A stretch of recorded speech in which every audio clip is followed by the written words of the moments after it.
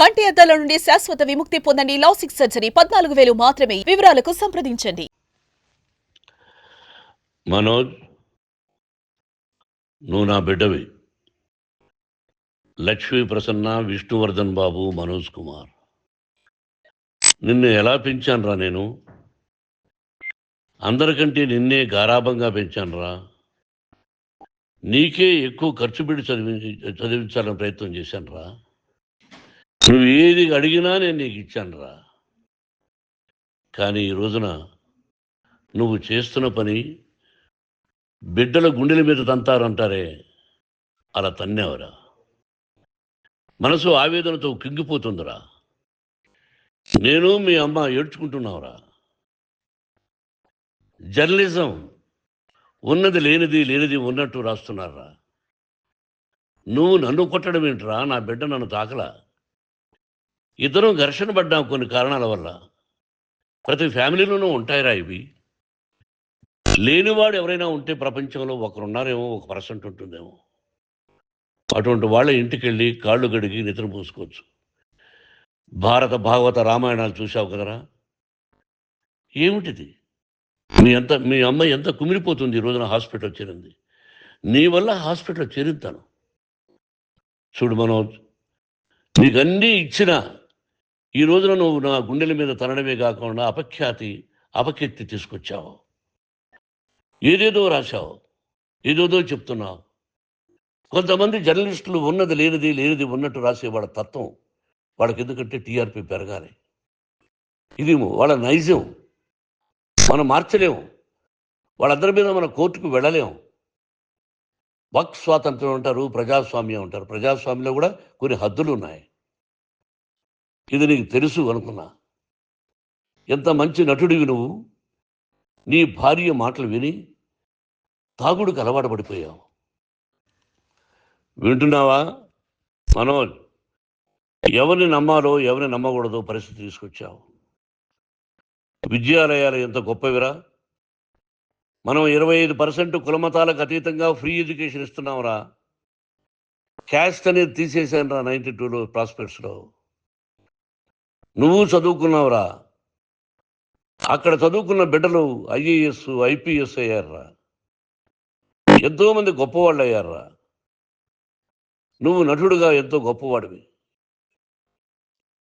తాగుడికి అలవాడబడి నువ్వు నీ భార్య ఇంట్లో బిహేవ్ చేస్తున్న విధానం ఆ భగవంతుడు సర్వేశ్వరుడు తెలుసు. భగవంతుడు చూస్తున్నాడు రా. నేను తప్పు చేసినా, నువ్వు తప్పు చేసినా, ఎవరు తప్పు చేసినా. ఎంత అవకాశం ఇచ్చావు మాట్లాడుకునేదానికి అందరికీ. ఇన్ని సంవత్సరాల్లో మన విద్యాలయాల్లో ఒక్క తల్లి కానీ ఒక తండ్రి కానీ ఏమైనా చెప్పారా? ఆ బిడ్డలు మన బిడ్డలు రా. మీరెంతో నాకు అక్కడ ఉన్నవాడు కూడా నా కూతుర్లు, నా కుమారులు. ఎంతమందికి ఫ్రీ ఎడ్యుకేషన్ ఇస్తున్నావు. వాడి దగ్గర ఏది ఆశించరా. నువ్వు ఎందుకు ఇలా తయారైపోయావు? ఎందుకు ఇంట్లో ఉండే పని వాళ్ళందరినీ కొడుతున్నావు? పనివాడు వాడు పని చేసుకోవడానికి మన ఇంటికి వచ్చాడు రా. ఆ పనివాడిని కొట్టడం చాలా మహాపాపంరా. నేను వేరురా. నేను దండించడం వేరురా. నేను ఎవరిని ఆ చిన్న వాళ్ళని కొట్టి ఇచ్చేసి చేయలేదురా.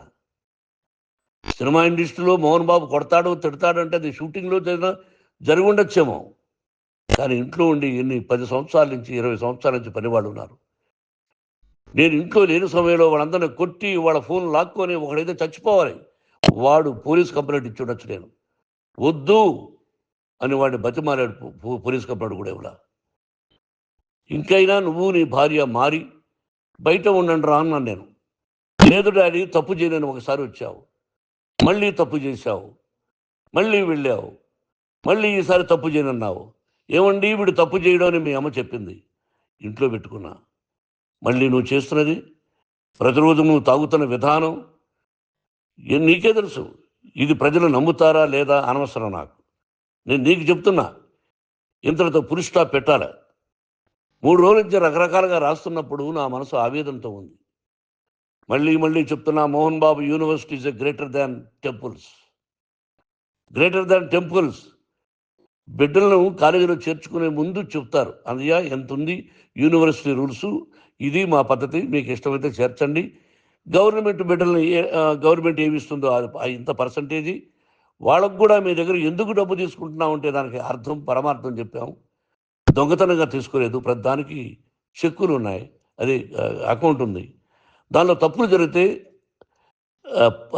డిపార్ట్మెంట్ ఉంది, కాలేజీలో ఏదైనా తప్పు జరిగితే గవర్నమెంట్ ఉంది. ఇవన్నీ నీకు తెలుసు. ఈ రోజున ప్రపంచంలో నేను నెంబర్ 1గా చేయాలని మీ అన్న కష్టపడి ఇతర దేశాల్లో నెంబర్ 1 యూనివర్సిటీ టైఅప్ చేశాడు. ఈ రోజు నువ్వు చేసిన విధానం ఏమిటి? నువ్వే ఒకప్పుడు నాకు ఇవి ఏమొద్దు నేను యాక్టింగ్ అన్నావు, ఈ రోజున ఏం చేస్తున్నావు? విద్యాలయాల మీద పడ్డావు. తల్లిదండ్రులు చాలా గొప్పవాళ్ళరా. కొంతమందికి డబ్బు కట్టలేకపోవచ్చు, కట్టని వాళ్ళకు కొంత సహాయం చేసాం, అంతా సహాయం చేయలేము. బ్యాంకుల్లో డబ్బు కట్టాలి, లెక్చరర్స్కి డబ్బులు ఇవ్వాలి, యూనివర్సిటీ బ్రహ్మాండంగా నడపాలంటే మంచి లెక్చరర్స్ కావాలి. ఇవన్నీ తెలిసి చేస్తున్నావురా 32-33 సంవత్సరాల నుంచి. అది పక్కన పెడితే అందరినీ కొట్టడానికి వస్తావు, మీ అన్నం తిడతావు. ఒక వ్యక్తి వినయ్ గారనే ఆయన వ్యక్తి హెల్ప్ చేయడానికి వస్తే ఆ వినయ్ చంపేస్తాను వాడు అన్నావు. ఇవన్నీ ఎంత తప్పురా? అంటే మీ నాన్నగారికి ఎవరు సహాయం చేయడానికి వస్తే చంపేస్తానంటావు, మీ అన్నను చంపేస్తానన్నావు. చంపరా చూద్దాం మీ అన్న, నేనే అన్నా. తాకరా నీ ధైర్యం ఉంటే అన్నా. ఎంతమందిని చంపాలనుకుంటున్నావు, ఎంతమందిని చేయాలనుకుంటున్నావు, నువ్వు ఏం సాధించాలనుకుంటున్నావు? ఆలోచించుకో. ఈ ఇంట్లోకి అడుగు పెట్టడానికి నీకు అధికారం లేదు. ఇది నా కష్టార్జితం. మా నాన్నగారు 10 రూపాయలు 10 పైసలు కూడా ఇవ్వలేదురా, మంచి జన్మనిచ్చాడు మా నాన్నగారు. మద్రాసుకు వెళ్ళి వీధుల్లో అడుగు తిన్నాను రా, ఒక పూట కూడా భోజనం లేకుండా అడుగు తిన్నాను రా. న్యాయంగా మోహన్ బాబు తిడతాడు కొడతాడంటారు కానీ మోసగాడని అనలేదురా. నీట్ పార్లమెంటేరియన్గా బయట వచ్చాను రా. నువ్వు నా పరువు ప్రఖ్యాతులు మంట కలిపావు. ఏమిటి నేను చేసిన అన్యాయం? నీకు జన్మనిచ్చాను, అదా నేను చేసిన పాపం. అందుకే ఇది నా ఇల్లు అన్నావు. నువ్వు నీ ఇల్లు కాదు, నీ కష్టార్జితంతో నువ్వు సంపాదించుకున్న ఇల్లు నీది. ఇది నా డబ్బు, నా కష్టార్జితం. నా కష్టార్జితంలో నేను పిలిస్తేనే మీరు ఇంట్లోకి రావాలి. అటువంటిది పోగొట్టుకున్నావు నువ్వు. ఆస్తులు అంటావా, ముగ్గురికి సమానంగా రాయాలా లేదా అది నా ఇష్టం. ఆస్తులు ఇస్తానా, లేకపోతే గంగపాలు చేస్తానా, లేకపోతే ఎవరికైనా దానధర్మాలు చేస్తానా, అది నాకు సంబంధించిందిరా, నా కష్టార్జితం రా. మీరు చేస్తున్న విధానం గుణగణాలు కావాలరా. మందు తాగచ్చురా, ఎంత తాగాలి? నేను కూడా 1 or 2 పెగ్స్ తీసుకుంటా. ఇది తప్పు కాదు, జనానికి తెలియాలి, నా డబ్బు ఇది. తాగి ఎవరిని కొట్లా, తాగి నేను తింటున్నా, అది ప్రజలకు అక్కర్లా. నేను తప్పు చేస్తేనే ప్రజలకు కావాలా. ఇవన్నీ ఉన్నాయిరా, ఇవన్నీ తెలుసుకో.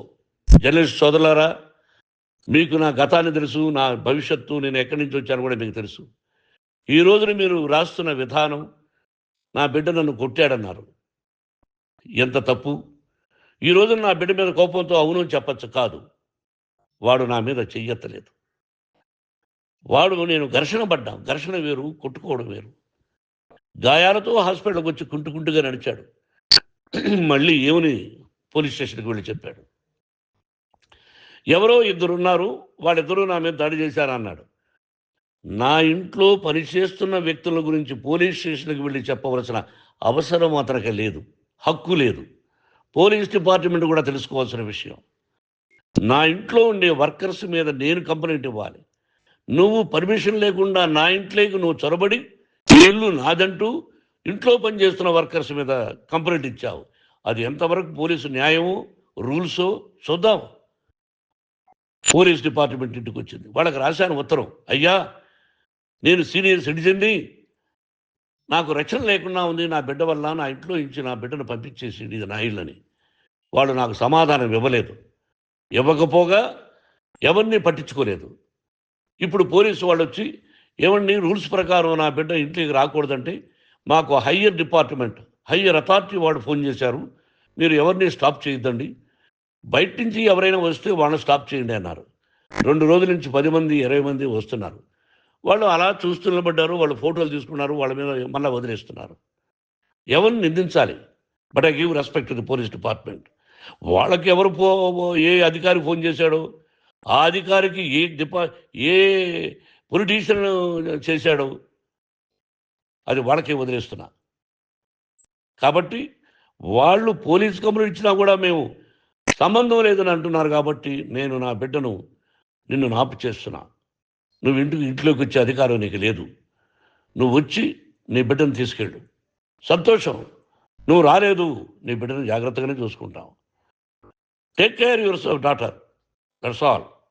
మీ అమ్మ హాస్పిటల్లో అడ్మిట్ అయింది.